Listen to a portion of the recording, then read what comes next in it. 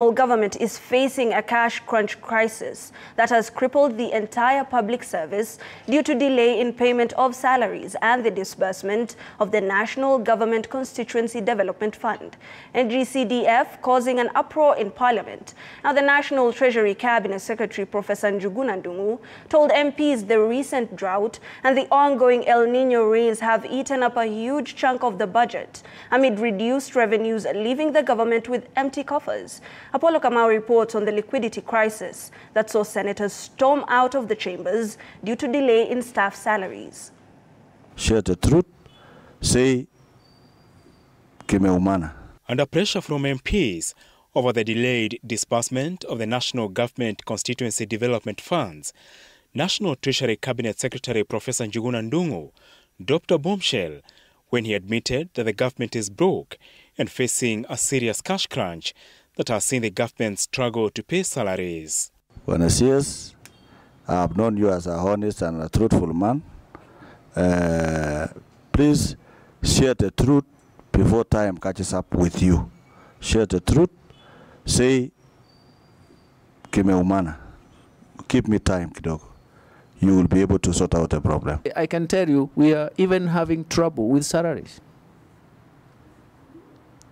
We are clearing salaries with arrears. Okay? You know, just imagine that. The first thing we can do, and you are familiar with this story, is that we cannot default on external debt because our credibility is going to be ruined. It takes the first charge. Order, honorable senators. The government's cash crunch crisis that now threatens to cripple the entire public service also reared its ugly head in the Senate, where senators walked out of the chambers in protest over delayed salaries for parliamentary staff in the last 2 months. Now, 2 months going, we need about 674 million in both houses and just about 80 million for the Senate. Now, Mr. Speaker, last month, our staffers went without money. I'm aware that the disbursement for October to date has not been done. I'm aware that the Senate oversight has been processed. It's lying in Treasury. Honorable senators, let us proceed with the business of the day.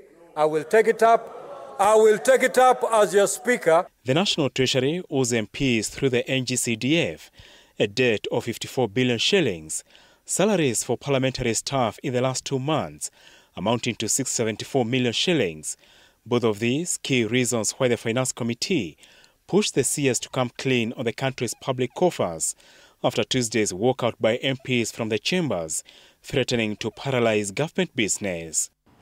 If we go without any CDF money, we are just going to plunge ourselves into a burning fire. I was even called by the governor in Nairobi County telling me that, look, I'm going to be impeached.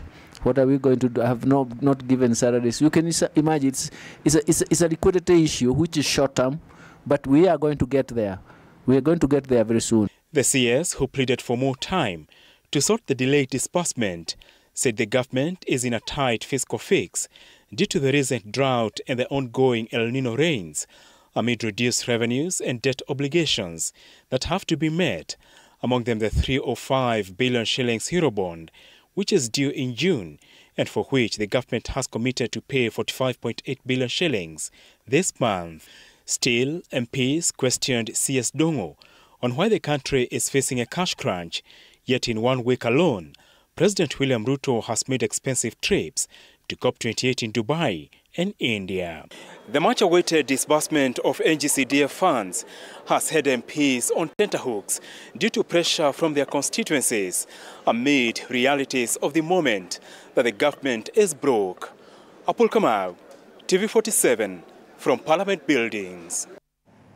Thank you, Apollo Kamau.